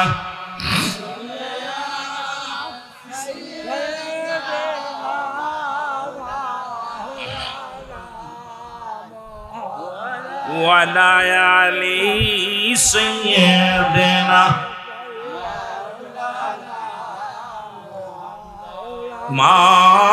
মাদাল্লাহুম্মা। বাবারে আরেকটা বাংলা কিতাব দিয়ে যায়, খালি কিতাব আসতেছে এই জন্য কথা বলতে গেলে। আবার বাংলা কিতাব বেহেশতে জের ওই আশরাফ আলী থানভীর ওনার কিতাবের মধ্যে 120 নম্বর পৃষ্ঠা 6 নম্বর লাইন, 6 নম্বর লাইন আমি যেটা দেখতেছি এই বেহেশতে জের ভিতরে যেটা বাংলা কিতাব, এটা পড়তে ভালো হইব আপনাদের। এরে উনি কি লেখছে একটু দেখেন না, ওনার লেখা আপনাদের 6 নম্বর। এবার সালাম, আপনার সালাম যখন সালাম ফিরাইছেন ইমাম সাহেব যখন সালাম ফিরাইছে সঙ্গে সঙ্গে মুসল্লিদেরকে নিয়ে দোয়া করতে বলেছে। সুবহানাল্লাহ বলেন না? বেহেশতে জের ভালো করে লিখে নেন। লেখক হচ্ছে আশরাফ আলী থানভীরের লেখা 120 নম্বর পৃষ্ঠা 6 নম্বর, আপনার 6 নম্বর মাসালা 6 নম্বর মাসালা ওখানে লেখা আছে 6 নম্বর মাসালা। এই মাসালা হলো যে আপনার হলো যখনই সালাম ফিরাবেন, সালাম ফেরানোর সঙ্গে সঙ্গে ইমাম সাহেব দোয়া করবে। এরে মৌলবী এখন বাংলা কিতাব বেহেশতে জের ভিতর যদি না পাও আমাকে এখনই ধরবে, কারণ আজকে আসার সময় আমি কিতাবটা দেখে আসছি যে আমি আশ্চর্য হয়ে গেছি। যারা বাংলা কিতাব তোদের ঠাকুরের ঠাকুর উনি বলতেছে যে সালাম ফিরাইয়াই ইমাম সাহেব দোয়া করবে। কিতাব হলো আপনার বেহেশতে জের, আপনার কিতাবের নাম আশরাফ আলী থানভীরের লেখা, কথা বুঝেননি? ইনার লেখা 120 নম্বর পৃষ্ঠা 6 নম্বর মাসালা। মাসালা কয় নাম্বার? 6 নম্বর মাসালা। আপনি এখন বারো করেন না, দেখেন না, এর মধ্যে লিখতেছেন যে সালাম ফিরানোর সাথে সাথে ইমাম সাহেব দোয়া করবে। জোরে বলেন মারহাবা। এখন হলো এটা প্রথম বলিয়াম নাম্বার কত 1, দ্বিতীয় খণ্ড ইমদাদিয়া লাইব্রেরিতে পাওয়া যায়। ইমদাদিয়া লাইব্রেরি কিতাব, আমি কিতাবটা প্রথম বলিয়াম কত, প্রথম খণ্ড। ভালো করে আবার খুঁজবেন ধরে হুজুর কোন খণ্ডতে কইলেন, এত তাইলাম না রে বা। কিতাব এটা লেখছে কোথায়? ইমদাদিয়া লাইব্রেরি, আপনার দ্বিতীয় খণ্ড এই ইমদাদিয়া লাইব্রেরিতে পাইবেন। প্রথম খণ্ড প্রথম বলিয়াম, দ্বিতীয় খণ্ড 120 নম্বর পৃষ্ঠা 6 নম্বর মাসালা। ইমাম সাহেব যখনই সালাম ফিরাবে সঙ্গে সঙ্গে দোয়া করবে। আর আমাদের ইমামরা সালাম ফিরায় চিন্তা করে মাসের বেতন বুঝি বাকি আছে। কথা কয় না ঠিক কিনা? সালাম ফিরে ভিক্ষা করতে পাঠায়। এখন মসজিদে নামাজ পড়ার মতো পরিবেশ নাই, প্রতিটা মসজিদে সালাম ফিরেই কোটো নিয়ে এখন হাইটে কয় দাও কিছু আজ দেবেন নাকি। নামাজের ভিতরে ওই যেটা উঠোই কালেকশন করে ও সিজদার মধ্যে সুবহান রাব্বিল আলা বলে গেছে, না কখন ইল্লা ব্যতীত হুজুর মানে হাজার নাজের কল মানে অর্থ সালাত মানে নামাজ।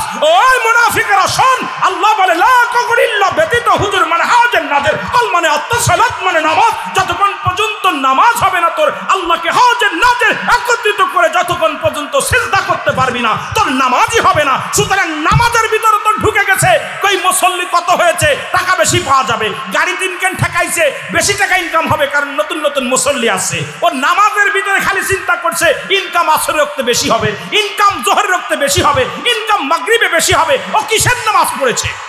যেটা বলেন ঠিক কিনা?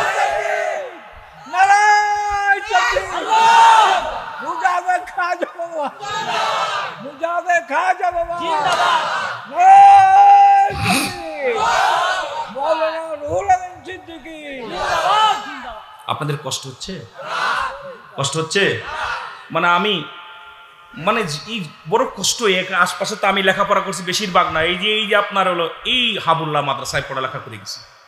আজকে হুজুরের সঙ্গে দেখা করে এসেছি। এখানে আসার সময় মনে করেছি উনি মারা গেছে, বেঁচে আছে। ওনাকে নিয়ে উনি নাস্তা করলাম, এক জায়গায় বসলাম। হুজুর আমি রোল আমিন তুমি বেঁচে আছো বাবা? আমি হুজুর আসি। উনি ইউসুফ কারি আমার উস্তাদ, উনি এখনো বেঁচে আছে তামার বাবারা। সুতরাং উনার যখন ওই মিলাদ পড়ার জন্য হাতটা ফাটিয়ে ফেলেছিলাম, একটা বাড়ি মারছিল হুজুর, ওর পরে উনি নিজেও মিলাদ পড়ে। এখন আমার একদিন কইছে পালি কই, আরে মেলাদ অস্বীকারী তো কাফের। মেলাদ শব্দের অর্থ হলো জন্ম বৃত্তান্ত। মেলাদের আবিধানিক শাব্দিক অর্থ মৌলবি তুই জানিস না। জন্ম নাই একমাত্র আল্লাহর, জন্ম আছে রাসূলের, জন্ম আছে তোমার। আল্লাহ বলেন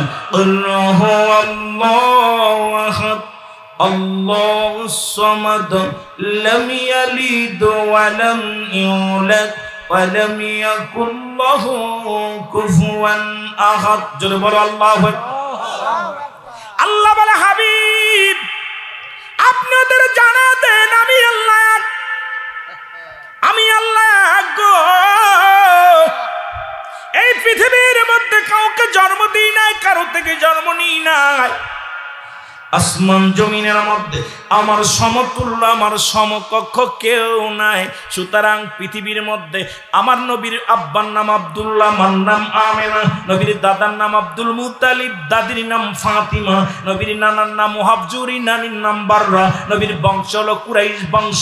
আল্লাহর আব্বার নাম কি, আল্লাহর দাদার নাম কি, আল্লাহর নানার নাম কি আমার বলে দিতে হবে মৌলভী সাহেব। সুতরাং আল্লাহর জন্ম নাই, জন্ম আছে আমার নবীর, মিলাদ আছে আমার নবীর, আল্লাহর মিলাদ নাই। মিলাদ শব্দের অর্থই হলো নবীর জীবনী, নবীর আমার নবী, আমার নবীর সম্মান। যে ব্যক্তি নবীর জন্ম স্বীকার করে সে কিসের মুসলমান? জোরে জোরে চিল্লায় বলেন ঠিক কি না?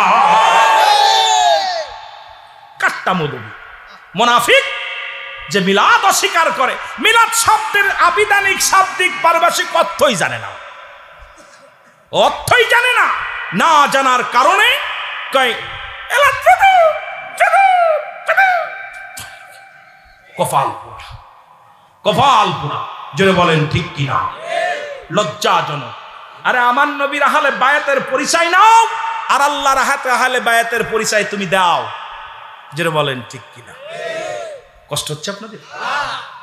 কষ্ট হইলে বলবেন ছেড়ে দিব, কষ্ট হইলে ছেড়ে দিব, আপনাদের কষ্ট দিব। আমার বাবার আমার খুব কষ্ট হয় যখনই যে রাসূলের মিলাদকে অস্বীকার করে। ও শাব্দিক ও কি লেখাপড়া করছে?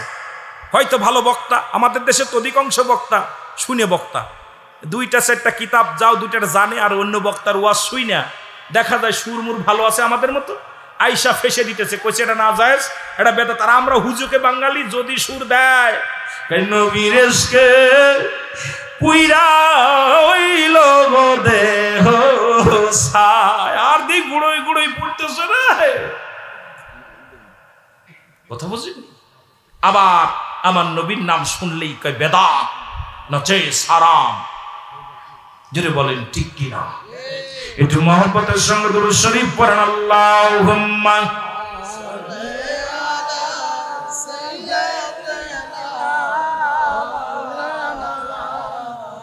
আরো জোরে ওয়ালা আলি সাইয়্যিদিনা, আরো জোরে বলেন আল্লাহুম্মা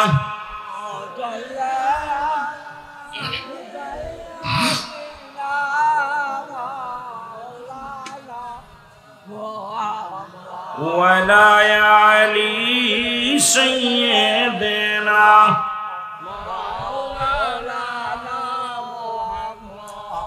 ও নবী গো সালাতু সালাম জানাই, সালাতু সালাম জানাই আপনার উপরে।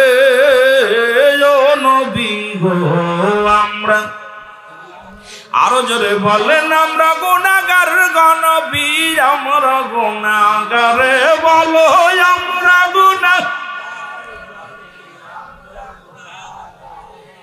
ও নবী গো ও নবী ও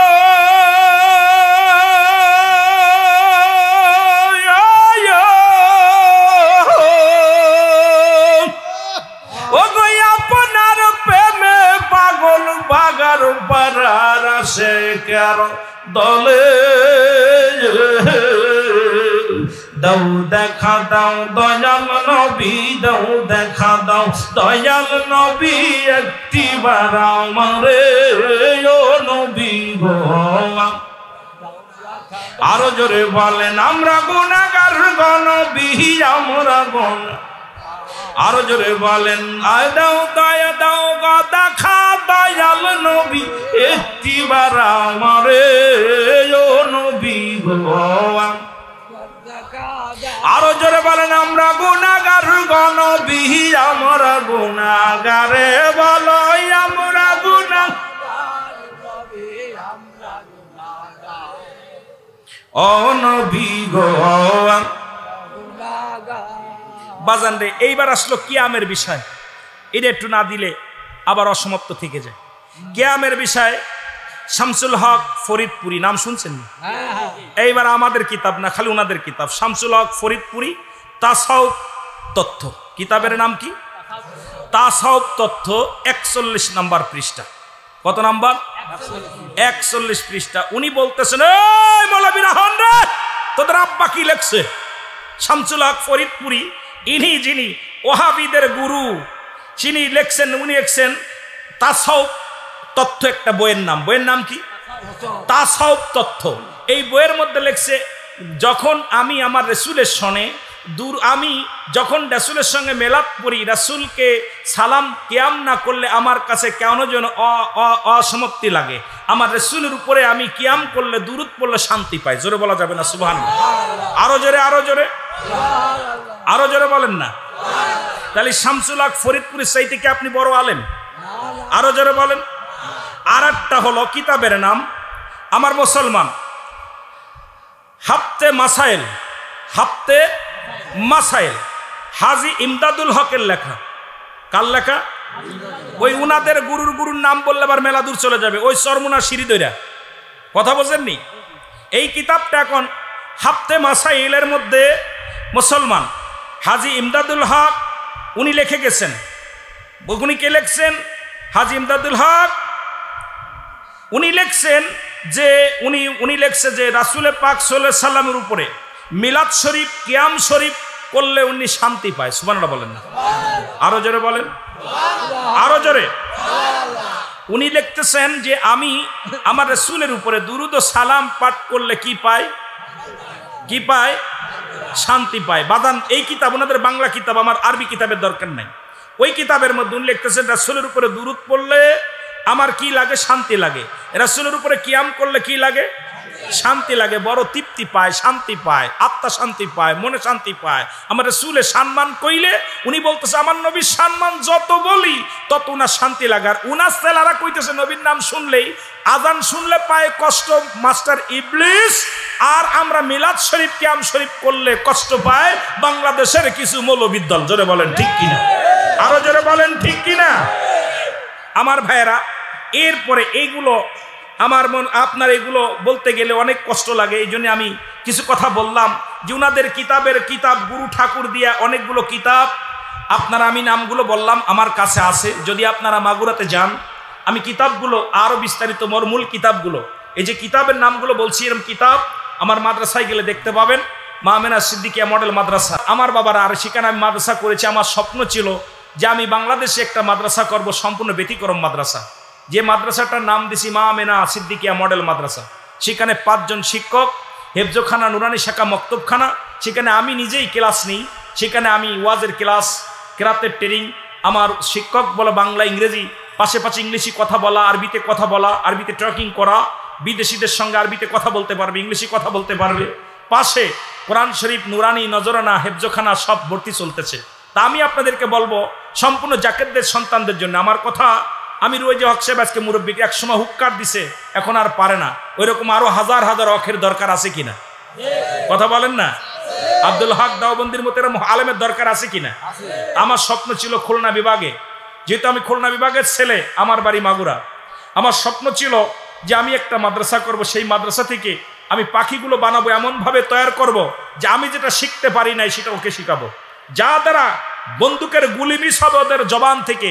আজকে ছোট ছোট মাসুম বাচ্চাগুলো আমার মাদ্রাসায় পড়ে, যদি আনতে পারতাম, দুই একটা দেখতে পারতেন, তাদের ছোট্ট মাসুম বাচ্চাগুলো পড়া দেখা দেখে আশ্চর্য হয়ে যাবেন, যেন জানাজার নিয়মগুলো, এরপরে মাসলা মাসাইল বিষয় ঠিক কটুত্ব আলোচনা করে, যেভাবে তারা শিখতেছে। এই জন্য সুন্নি আকীদায় আমার মাদ্রাসায় আবাসিক, অনাবাসিক দুইটা, আবাসিক জন্য সবসময় সেখানে সুব্যবস্থা, থাকার খাওয়ার ব্যবস্থা, সুন্দর ব্যবস্থা। যে মাদ্রাসাটা করে স্বপ্ন ছিল, আল্লাহ আমাকে করতে দিয়েছে। সেখানে 40 শতক জমি, আবার আমি আমার অ্যাড দিতেছি না, আমার মাদ্রাসার 40 শতক জমি করাই করে আল্লাহর নামে ওয়াকফ করেছি।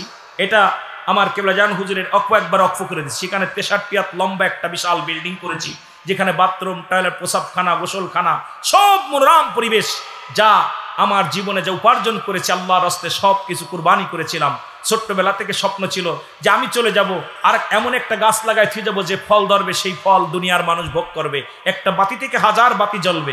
সেই মাদ্রাসা প্রতিষ্ঠা করেছি, আপনাদের দোয়ার বরকতে রমজান মাসে চালু করেছি। আমিন বলেন না? রমজান মাসে চালু করেছি, বাংলাদেশের অনেক প্রান্ত থেকে ছেলে আসছে, অনেক জাত থেকে আসছে, আপনার চুয়াডাঙ্গা থেকে, কুষ্টিয়া থেকে, জিনেদা থেকে, কিন্তু যশোর থেকে এখনো যাইনি, বাগারপাড়া থেকে যাইনি। দেখা যাক, আল্লাহ কবুল করুক। আমিও চাই আর একটা রুহুল আমিন না, রুহুল আমিনের চাইতে বড় বড় বাগা আলেম হবে, যেখানে আপনাদের মাঝে কথা বলবে, সত্যকে তুলে ধরবে। যারা বাংলাদেশে যা শুরু হয়েছে, আজকে মসজিদগুলো দখল করে নিছে বাতিলেরা, দেখবেন 4000-5000 টাকা ইমামতি করে।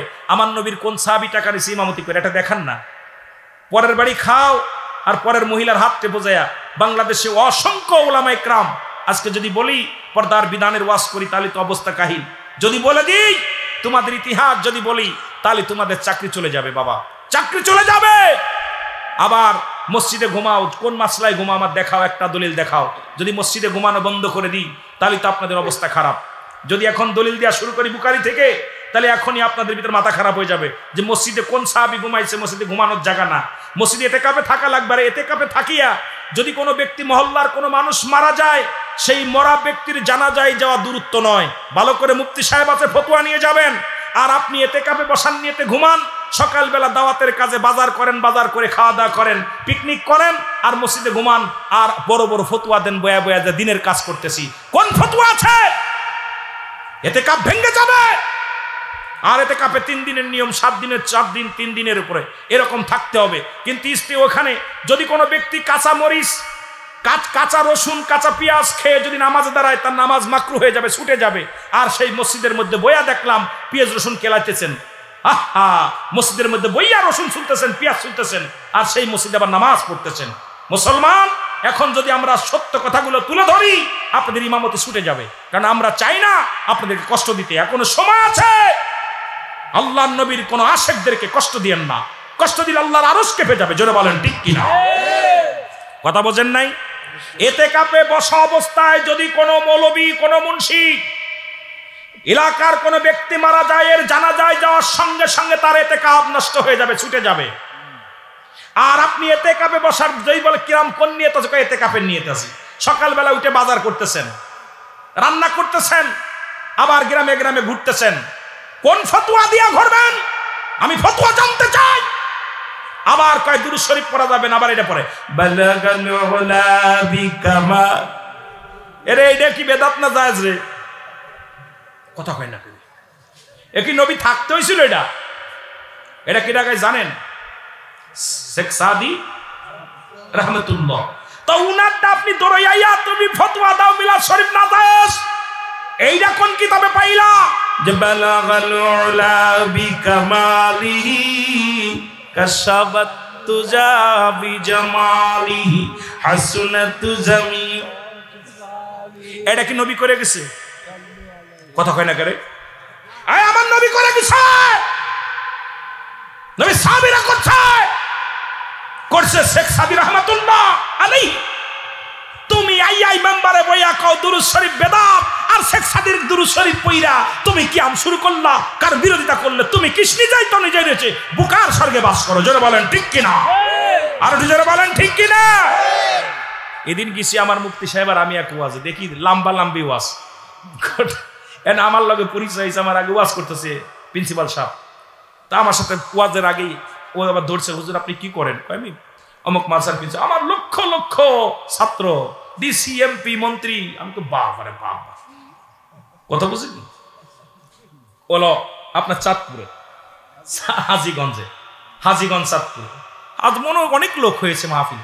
তাহলে উনি, আমি যে মিলাদ শরীফের কথা, উনি কোনো কথা কয় না, খালি চুপ করে দেয়। এখন উনি আমার আগে যায় সুরসে বালাগাল উলাবি কামালি শুরু করছে। আমি পাশে বসায় বসায় কথা, আমার খালি মুই দিচ্ছে, হুজুর হুজুর ঠিকই তো আছে, কিন্তু আমরা বুঝি ও আসলে হিন্দুরা জানে যেটা ধর্ম, এটা মানা যাবে না, সনাতন ধর্ম কিন্তু দাদা রেখে গেছে। এখন কি করব? কথা বুঝেন না? তা তুমি শেখ সাদিরে ভালোবাসলে আমার নবীরে ভালোবাসতে পারো। আহা, শেখ সাদি রহমাতুল্লাহ নবীর এসকে পড়া উনি লিখে গেলেন, একটা ছন্দ লিখে গেলেন, এইটারে মেম্বারে বয়া কইতা পারলা আর আমার নবীর দুরূদ পড়তে পারো না।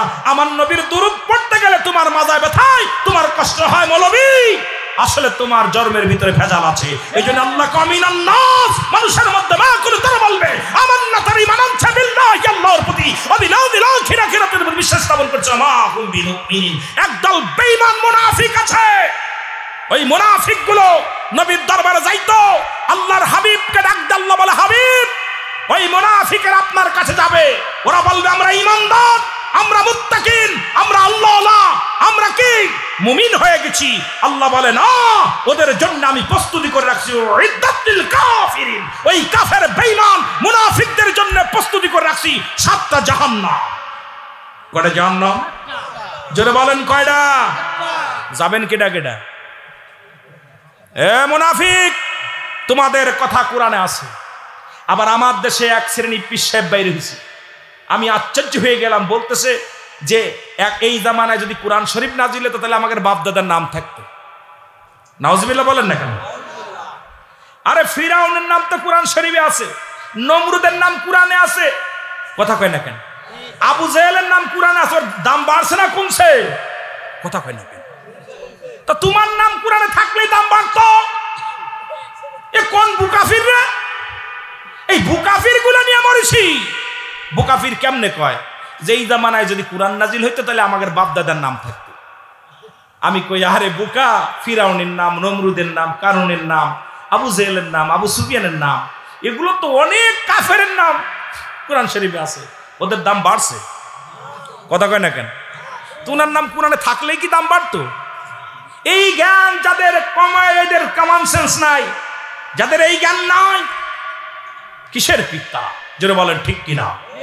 আর এই সমস্ত পীরের মুরিদরা তারা মনে করে আমরা ছাড়া আর পৃথিবীর মধ্যে আমলদারি কেউ না, সবই আমরা করেছি, সব কিছু আমরা জান্নাত কিনে নিছি, বাপদাদার সম্পদ কিছু, এগুলো সবগুলো আমাদের দিয়া দিবে। এত সহজ না বাবা, আমরা ভেসে আসি নাই, আমরা ভেসে আসি নাই। সুতরাং এখন অনুরোধ করব যে আমার রাসূলকে ভালোবাসো। এই জন্য আমার ফতোয়া হলো রুহুল আমিন সিদ্দিকের ফতোয়া, এটা মুফতি সাহেবের ফতোয়া না, আমি রুহুল আমিন সিদ্দিকের ফতোয়া হলো যারা নবীকে বাদ দিয়ে আল্লাহকে পাইতে চায় এই জামানায় তারা আল্লাহ ওয়ালা কাফের। কি কাফের? এতদিন তো কাফের দেখছেন, এখন আল্লাহ ওয়ালা কাফের আমি চিনাবো।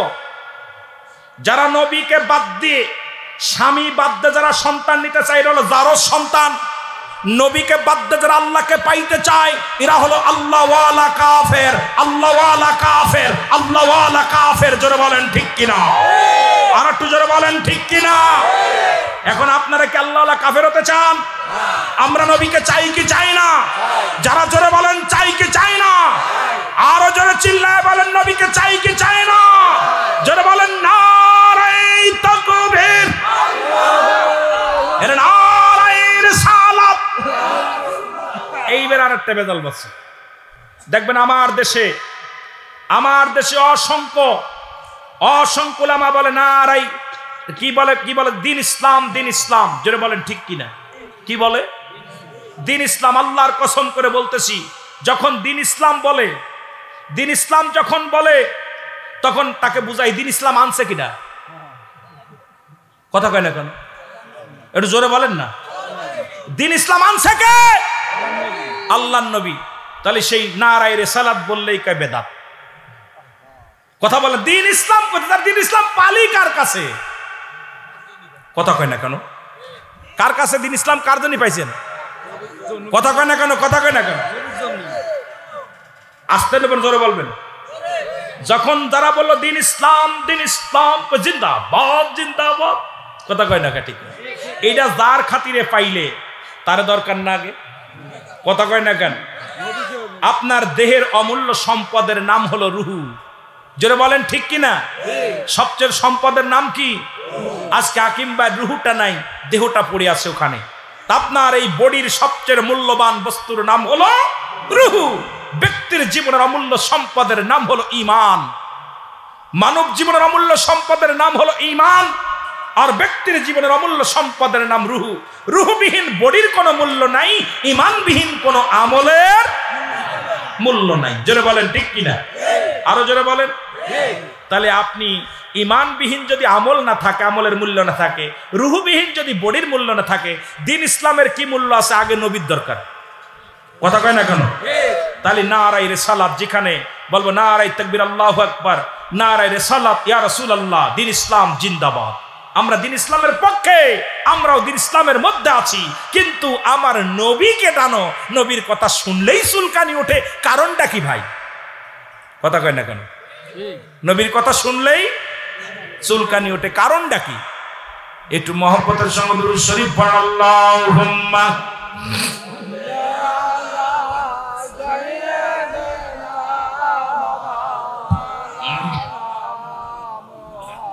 ওয়ালা আলি সাইয়্যিদিনা। এই সাউন্ড একটু বাড়াও, গলা খেয়ে ফেলে। এমন দয়ালো নবী এ ভবেতে আসিল,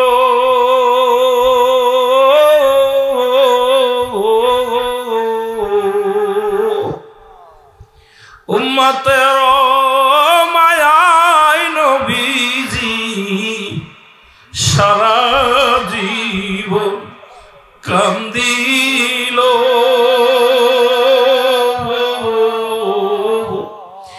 এমন হাবিব আমার মুক্তির কারণেও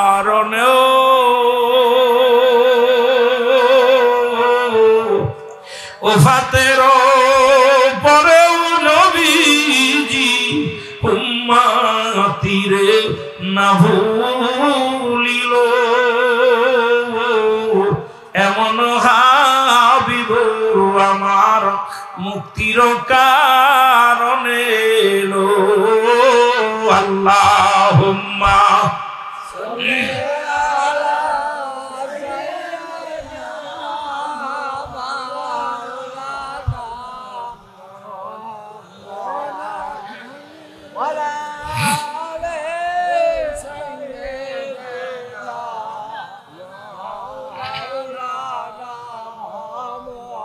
কোরআন শরীফ আছে কাছে, আছে কাছে, সূরা নিসা 6 নম্বর আয়াত। কয় নাম্বার? জোরে বলেন, কয় নাম্বার? এরে মৌলভী সাহেব বালা করে দেখ রে, কত নাম্বার? বেজালে পড়ে গেছি, কিতাবাদি না দিয়েই বলো ছিল।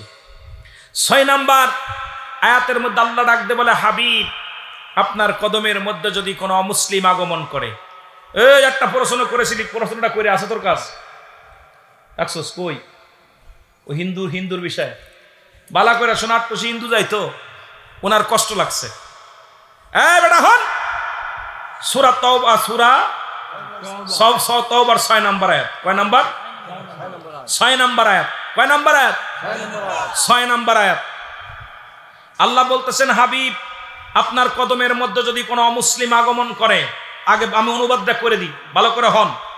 সর্বপ্রথম তাদের বসতে দেন, যদি তারা আপনার কাছে সাহায্য চায় সাহায্য দেন, যদি আপনার কাছে নিরাপত্তা চায় নিরাপত্তা দেন, যদি আপনার কাছে নিরাপদ স্থানে পৌঁছা দিতে বলে আপনি পৌঁছায় দেন। ঘোষণা কার? আরো জোরে বলেন আল্লাহ। এরে মৌলবী কোরআন শরীফ পড়, কোরআন শরীফ আগে পড়ো। আমি অন্য জায়গায় যাইতেছি না। সূরা তাওবা 6 নম্বর আয়াত। আমার অন্য জায়গা প্রয়োজন নাই, আমি কোরআন থেকে ডাইরেক্ট। এখন বলতে পারেন হুজুর কোরআনে আছে, না থাকলে এখন কান ধরে চলে যাব, ভয়ের কোনো কারণ নাই। আগে বলছি লেখাপড়া করো, ফালাফালি কম করো, 2 পাতা পইরা কোরআন শরীফের সহি শুদ্ধ পড়তে পারো, মনে করো তুমি কি হয়ে গেছো। তুমি বিশাল। প্রাইমারিতে পড়ে হাই স্কুলের বিদ্যা অর্জন করা যায় না, হাই স্কুলে পড়ে কলেজের বিদ্যা অর্জন করা যায় না, কলেজে পড়ে বিশ্ববিদ্যালয়ের বিদ্যা অর্জন করা যায় না। অক্ষর ঠিকই আছে, ওই 29টা হরফ আরবি, 26টা অক্ষর ইংরেজি, 39টা অক্ষর বাংলা, এই দিয়েই কিন্তু এই স্বরবর্ণ ব্যঞ্জন বর্ণ দিয়ে অল কিতাব লেখা। সুতরাং তোমার ওই ক্লাস 1-এ যে সরুয়া সরে আর রস্যই দীর্ঘই আ ও পড়ো, এটা টুর বইতি নাই। টুর বইতে একই লেখা, একই পড়া, ওইটার পড়ার ধারণা আলাদা, বিদ্যালয়ে পড়ার ধারণা আলাদা, বিশ্ববিদ্যালয়ে পড়ার ধারণা আলাদা, কিন্তু হক্কত পরিবর্তন হয় নাই। জোরে চিল্লায় বলেন ঠিক কিনা? এই হক্কর কি পরিবর্তন হয়েছে? কথা বলেন না কেন? পাইছেন? এরে আমি এনে বাইশে আসিনি, লেখাপড়া করে আইছি, লেখাপড়া করে মাঠে আইছি। সুতরাং আজকের মাহফিলে হঠাৎ করে কথা বলতে যে অনেক কথা, আমরা বেশি আসি নাই।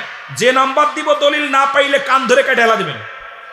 বেশি আসি নাই, কথা বোঝেন নাই? তাহলে আপনার ওই অক্ষর কয়টা? ইংরেজি হলো 26টা। টির মাথা কাটতে আর ফুটা দিতে হয়। আর বাংলা হলো 49 না 39টা? 39। ব্যঞ্জন বর্ণ স্বরবর্ণ কয়টা? কথা কয় না। আর হলো বাংলা আরবি কয়টা? 29টা। কয়টা? 29টা।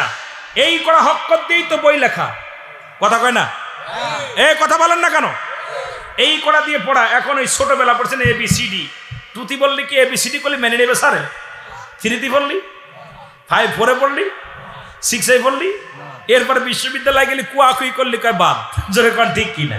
তো এই বুকার দলের আমি বুঝাইতে পারতাম না, ছোট্ট ওয়ানে পইরা কমি ডিগ্রি পর্যন্ত পড়ালেখা শেষ নাই। এই জন্য অ্যারিস্টটল, সক্রেটিস বই লেখা পার বলছে নো দাইসেল, নিজেকে নিজে চিনতে হবে।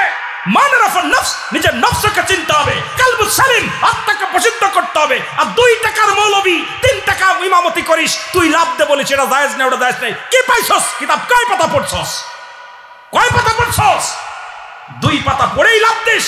ছোট ছোট নাবালক সন্তানদের সামনে এমন ফতোয়া দিয়ে দিস, ফতোয়া দিয়া সমাজের মধ্যে হট্টগোল শুরু করে দেয়। জোরে বলেন ঠিক কি?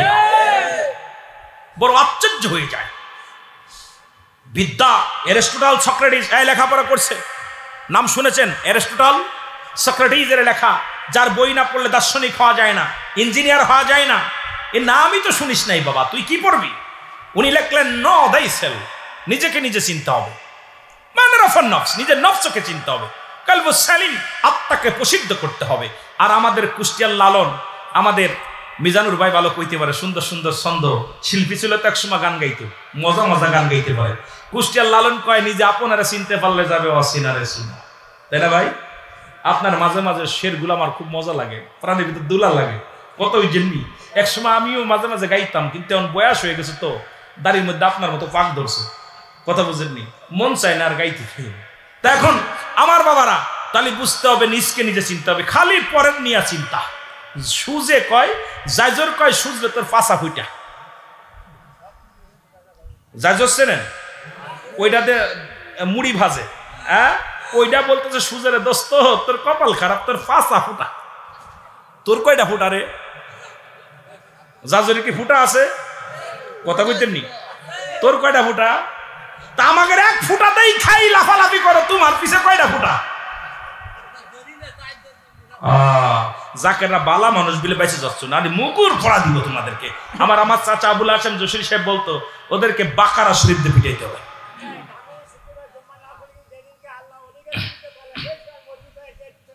আল্লাহ, ওর পাশে তো নামাজ হবেই না। থাক, আল্লাহু আকবার বলেন না, আরো জোরে বলেন। আল্লাহর ওলিরা আল্লাহ কি বলে দেখেন, আমি সূরা ইউনূস 11 নম্বর পারা 62 নম্বর আয়াত থেকে প্রথম একটা দলিল দিছি। আল্লাহ বলে আলা সাবধান, ইন্না নিচালা ইন্নাহু লিল্লাহি, আল্লাহর তরফ থেকে যারা ওলি হয়, লা নাই খাউফুন শব্দের অর্থ হয় এরা মৌলবি। কোথাও নামাজের আগে আলা নাই, যাকাতের আগে আলা নাই, হজের আগে আলা নাই। আল্লাহর ওলিদের বিষয় এখন কয় আরবিতে ওলি পাইলো না, পীর সাহেব পাইলো না। আরে মোল্লা তুই লেখাপড়াই জানিস না, কারণ পীর সাহেব পীর হলো কোনো আরবিতে লেখা না। এই আরবি কোরআন শরীফ বাইটা খাইলেও তুই পীর পাবি না। পীর হলো ফার্সি ভাষা। কি ভাষা? ওরে মৌলবি তুই কি লেখাপড়া করছিস? কই পীর তো পালাম না, এই জন্য পীর মানে না ওরা। পীর পাবি কোনে? পীর কি কোরআন শরীফ কি ফার্সিতে লেখা? কথা কয় না কেন? কোরআন শরীফ আরবিতে লেখা আছে মুর্শিদ, পথ প্রদর্শক। কি? আর ইংলিশে বলে গার্জিয়ান, বাংলায় বলে অভিভাবক। এরে বুকার দলেরা বুঝিস না, বালা করে হন, কান কান পরিষ্কার কর। বাংলায় বলে অভিভাবক, ইংলিশে বলে গার্জিয়ান, আরবিতে বলে মুর্শিদ, আর ফার্সিতে বলে পীর। কথা বলেন না সুবহানাল্লাহ। কয় পীর চিনলা? পীর কুলো ধুনা ধুনলাম কোরআন শরীফ, কোথাও পীর পালাম না। তোর কপাল খারাপ, তোর কপালে ঝাঁটা দিয়ে পাঠাইতে হবে, কারণ তুই পীর পাবি কোনে? তুই তো লেখাপড়াই করিস না। কোরআন শরীফ কিসে লেখা এটাই বুঝিস না। ও কেমনে একজন সৌদি গেছে, সালে শব্দের অর্থ শালা, সালে শব্দের অর্থ শালা, বোর ছোট ভাই। দেখুন ওর আমাদের দেশে সালে নাম আছে না? কথা কয় না কেন? সালে নাম আছে না? এখন ও গেছে ওর ভাইয়ের কাছে, এই সালে, এই সালে, মানে লাইনে কইছে কাম সারছে। সৌদির মানুষ আমার নাম জানে রে। বড় ভাই ভাই কাম সারছে, সৌদির মানুষ খুব বালা। কই কি হয়েছে? কই সব মানুষ আমারে কইছে এই সালে সরে দাঁড়া, সরে দাঁড়া, সবাই তো আমার নাম জানে। কইছে ভাই যা কইছিল আর কারোর কইস না। তুই কি জানিস তোরে কি কইছে? কই কি কইছে? তোর বোনরে বিয়ে করছে। কইছে শালা, বোর ছোট ভাই। কথা বুঝিস নি? শালা শব্দের অর্থ কথা কয় না কেন? কথা কয় না শালা। তা আমাদের দেশের মানুষ হলো অবস্থা খুব খারাপ। কথা বুঝিনি? এখন সাধারণ মানুষ রে বেঙ্গাচুরা খাইতেছে আর মানুষকে ধোঁকা দিতেছে। যেটা বলেন ঠিক কিনা? এখন মসজিদে গেছে, যায় বলতেছে ভাই, কইছে ভাই তোর সৌদির মানুষ যে দুইটা বাংলা জানে। কি জানে? আজানটা বাংলায় দিছে, সূরা ফাতিহা বাংলায় পড়ছে। কি দিছে? কয় ভাই কি কইস? হ। কয় ভাই সৌদির মানুষ তো বাংলা জানে রে। কয় কি কইছে? কি কইছে? সৌদির মানুষ বাংলা জানে? কয় হ্যাঁ, আমি যে মসজিদে নামাজ পড়লাম, ইমাম মুয়াজ্জিন সেবা আজান দিছে ওইটা বাংলায়, আর হচ্ছে সূরা ফাতিহা এইটা বাংলায়। কথা কয় না? কথা কইতে নিবা? এইরকম বুঝ দিয়ে আমাদেরকে ঠগাইবেন না। সুতরাং এখন সাবধান করে হুঁশিয়ার করে দিন। ওয়ামা আরসালনাকা ইল্লা রাহমাতাল লিল আলামিন। কুল কায়নাতের রহমত নবী বলেন হায়াতি খায়রুল লাকুম।